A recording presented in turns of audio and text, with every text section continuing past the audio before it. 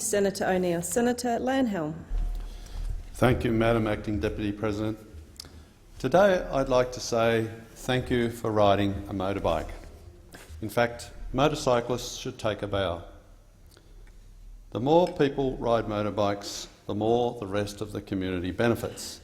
And I am pleased to say that motorcycling is enjoying a sustained surge in popularity. Older people and women are now more likely to become motorcyclists. And there is a broader range of motorcycles available, from lower-powered scooters to large touring bikes. In most Australian states, motorbike registration has outstripped car registration on a percentage basis in the last 5 years, growing nationally by 25%. In my state, New South Wales, motorcycle registrations have enjoyed a 60% increase. But this growing popularity is largely in spite of state and federal government policies, not because of them. People ride motorbikes to commute, for touring and for trail riding.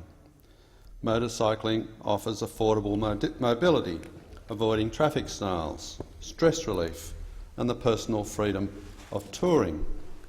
Then there's the pleasure of just riding. Riding a bike anywhere is worth it.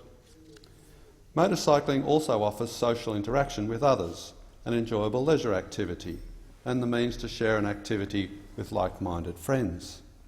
For many, the thrill of participating in or being a spectator to motorcycle racing adds further value to their lifestyle. A motorbike is more capable of negotiating heavy traffic than other vehicles, with trip times up to a third less than cars. But why do motorcyclists deserve to be thanked?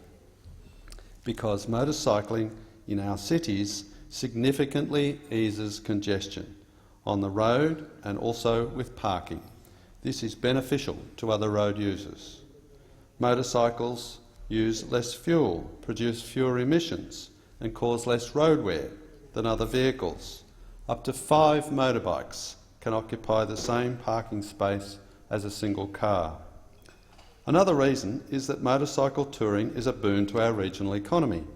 The average motorcyclist spends $120 to $140 per night in regional towns, compared to an average $18 spent by grey nomads. I am among those who deserve to be thanked. I have been riding motorbikes for 40 years.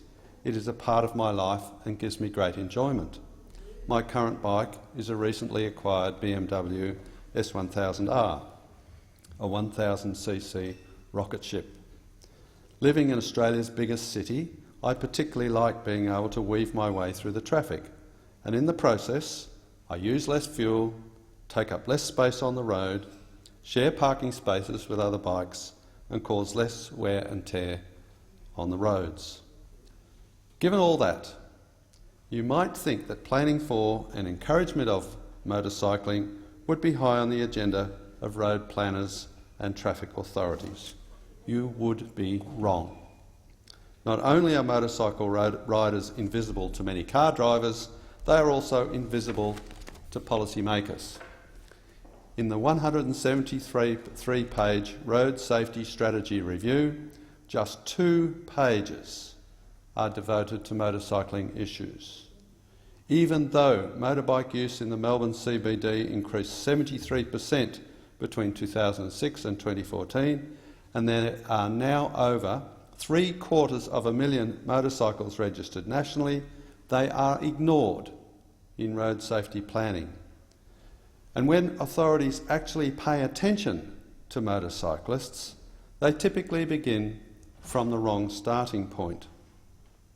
Instead of encouraging and enhancing the growing trend towards motorcycling, the policymaker mindset is stuck in prohibition and regulation in an attempt to control and curtail motorcycling.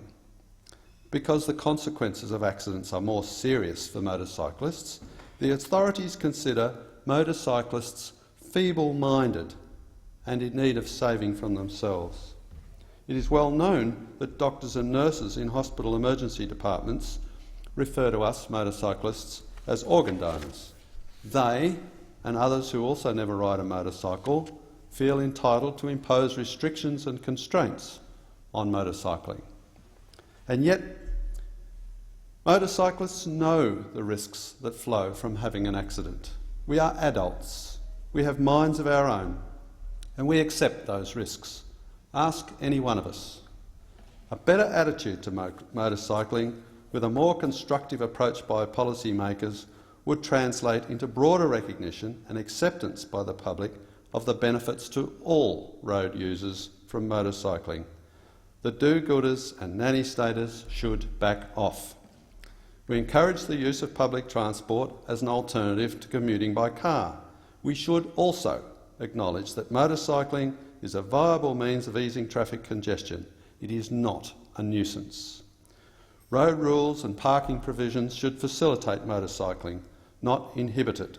The National Road Safety Strategy should do likewise. The Transport and Infrastructure Council, chaired by the Minister for Infrastructure, is the peak road safety policy forum in the country. I urge the Minister to get motorcycling on the agenda for the sake of all road users in Australia. And it is high time that police, engineers and road safety experts stopped making life hard for motorcyclists. The 750,000 Australians who choose to ride a motorbike deserve better. Senator Moore.